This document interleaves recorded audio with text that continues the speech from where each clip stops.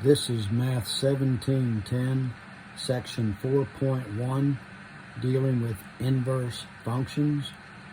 We first want to talk about what we mean by a one-to-one function.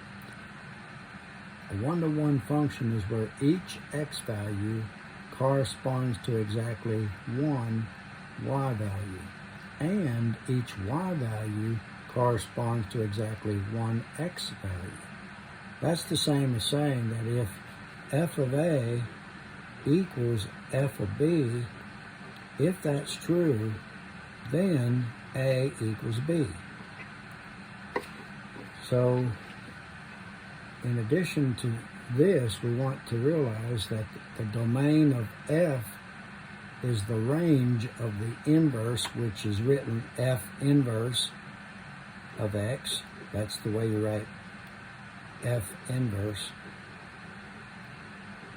And the range of f is the domain of the inverse. So our first example, number 5a, is to determine if the functions are one-to-one by this definition right here. So if f of x equals negative 4x plus 12, that means f of a is negative 4a plus 12, and f of b is negative 4b plus 12. So we're now going to assume that negative 4a plus 12 equals negative 4b plus 12, and we'll determine from this if a is equal to b. So we're assuming, as it says here, if f of a equals f of b. That's what we're assuming right here. So we're going to subtract 12 from both sides, which cancels these columns and gives us negative 4a equals negative 4b. Then we can divide by negative 4 on both sides and cancel, and we'll get a equals b. So assuming this is true, we proved that this was true. So that makes this function one-to-one. Our next example, f of x equals the square root of 25 minus x squared. So f of a would be 25 minus a squared, and f of b would be 25 minus b squared, both in parentheses, and not in parentheses, but in square root symbol. So we're going to assume that 25 minus a squared in square root equals 25 minus b squared in square root. We will square both sides, and that will give us 25 minus a squared equals 25 minus b squared. We can subtract 25 from both sides and cancel those columns, and that'll give us negative a squared equals negative b squared. And we can divide both sides by negative 1, which will give us a squared equals b squared. If we take the square root of both sides, we get plus or minus a equals plus or minus b. And if we separate that, we would get plus a equals plus b, plus a equals negative b, negative a equals positive b, and negative a equals negative b. So we cannot say from this that a is equal to b, because a also equals negative b, and negative a equals positive b, and negative a equals negative b.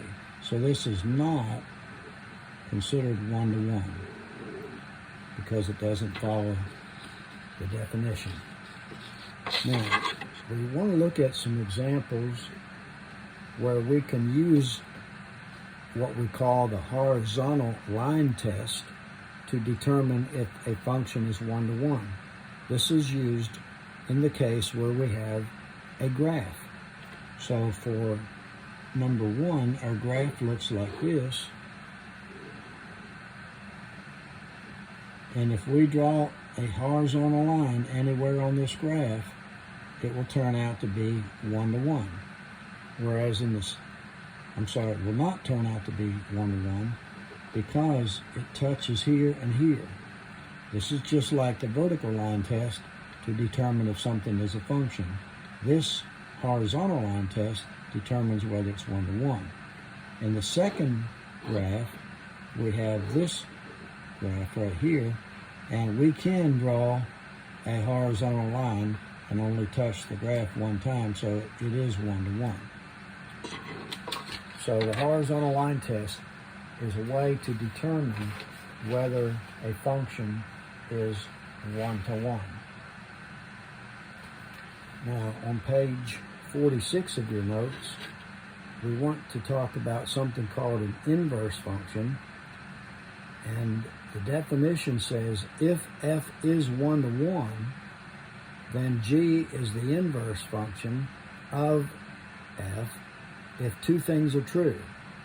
First, f composition x equals x, and g composition f of x equals x. But we have to first know that the function is 1 to 1. If it is not 1 to 1, then there is no inverse function. So our first example, number 3, is determine if these two functions are inverses. So f of x is x cubed minus 1. G of x is the cube root of x plus 1. So we'll first do f composition g of x, which is the same as f of g of x. We're going to replace this, so that'll be f of the cube root of x plus 1. To find f of that, we put this into the f function in place of x right there. So that will be x plus 1 and cube root, the whole thing cubed, minus 1. If you cube a cube root, the cube root symbol disappears and we get x plus 1 for this part, and then minus 1, and that equals x. So we've done the composition f composition g, and we got x. We now have to do composition g composition f of x, which is g of f of x. Replace the f of x with what it equals, x cubed minus 1. To get g of this, we'll put this in for x right up here. So that's going to equal the cube root of x cubed minus 1 for the x, and then plus 1. The ones cancel, that gives us the cube root of x cubed, which again is x. So the composition both ways gives us x. So that tells us that the f of x function and the g of x function are inverses.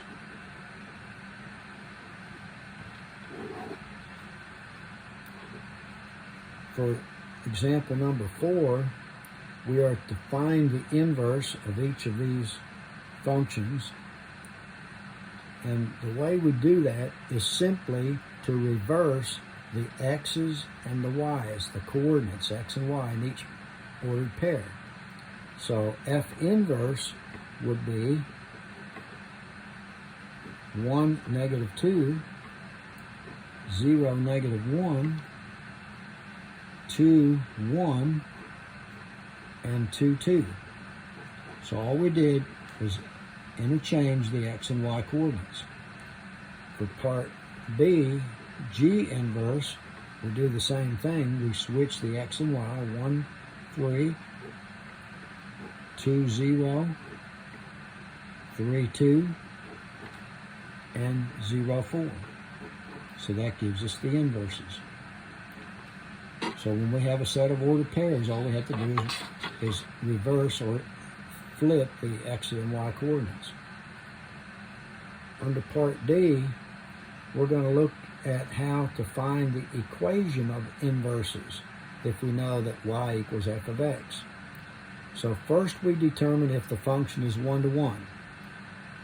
If it's not 1-to-1, we stop right there because there can't be an inverse. But if it is 1-to-1, we take the equation and we interchange the x and y and solve for y. Once we do that, we replace the y with f inverse of x. So our first example, number 5a, f of x equals 2x plus 5. That's the same as y equals 2x plus 5.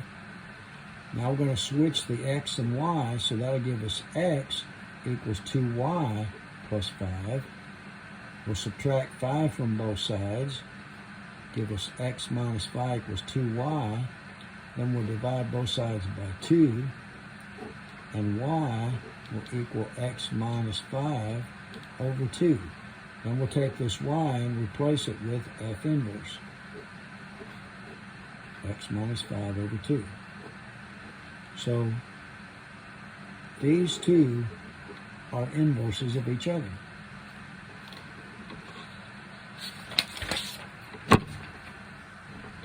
Okay, our next example is y equals x squared plus x, or 2. And by the way, I failed to determine whether our first example was actually 1-to-1, but since it had a graph of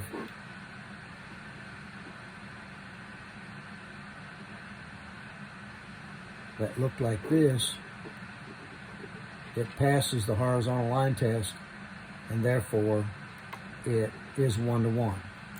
Now if we do this graph, it'll look like this, and you can check this on your graphing calculator. You can actually graph it and you'll get this graph. But if you do the horizontal line test, this is not 1-to-1. Therefore, there's no inverse. So for part B, once we find it's not 1-to-1, we say there's no inverse, and our work is done. For part C, f of x equals x minus 2 in parentheses cubed. So we'll look at that, and we will determine, first of all, whether it's 1-to-1. If we graph this on the calculator using y equals and using our graphing function, we will get a graph that looks like this right here. And obviously it is 1-to-1. So now we can say that y equals x minus 2 in parentheses cubed. We'll switch the x's and the y's. We'll get x equals y minus 2 parentheses cubed. Then to get rid of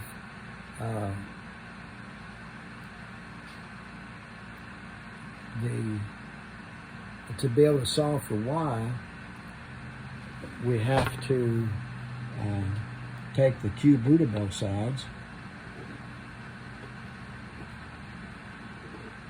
like so, and then add 2 to both sides, so y equals the cube root of x plus 2. And then we replace this with f inverse. So the inverse is cube root of 2, or cube root of x plus 2. This is the inverse of what we started with. All right. Our next example is for part B,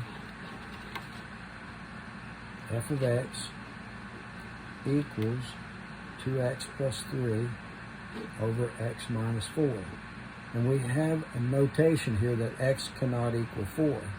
And obviously the reason that that's true is if you put a 4 in for x, we have division by 0.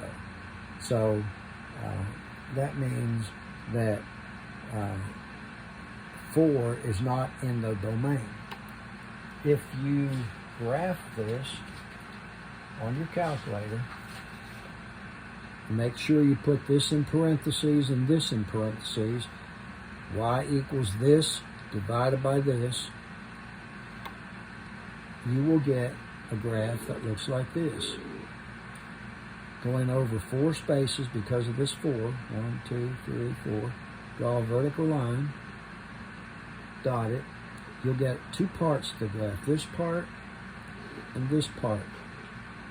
These are called branches of the graph, but there's no place that you can draw a horizontal line that will touch the graph more than once, because any horizontal line like through here actually doesn't touch the graph there, as you can see on your calculator.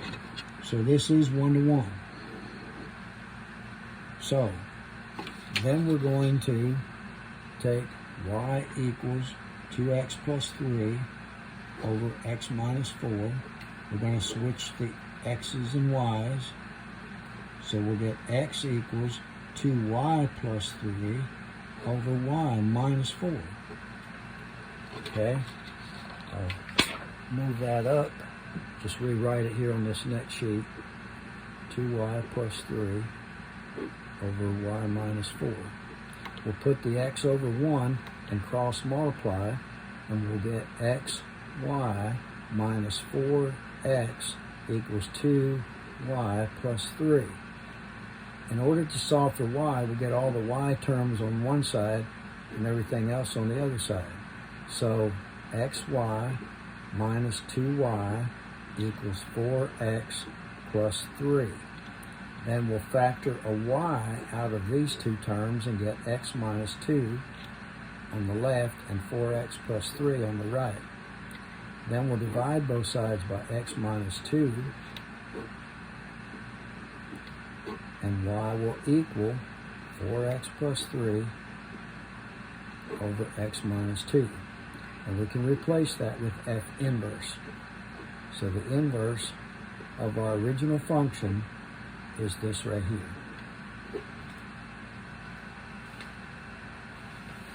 All right.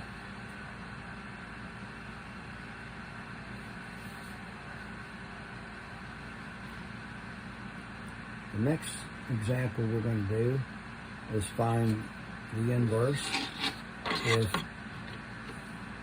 part E, f of x equals the square root of x plus 5,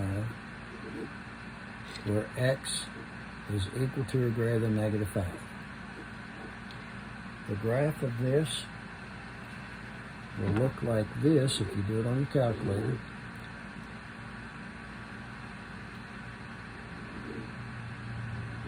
And that obviously passes the horizontal line test, so therefore it is 1 to 1. Now we're going to take this f of x and make it to be y equals the square root of x plus 5. Then we'll switch the x's and the y's, so x equals y plus 5 in square root. And we'll square both sides and get x squared equals y plus 5. And then x squared minus 5 will equal y. And we'll just reverse that and make it y equals x squared minus 5. And then make this f inverse equals x squared minus 5. And this is the inverse of the original function.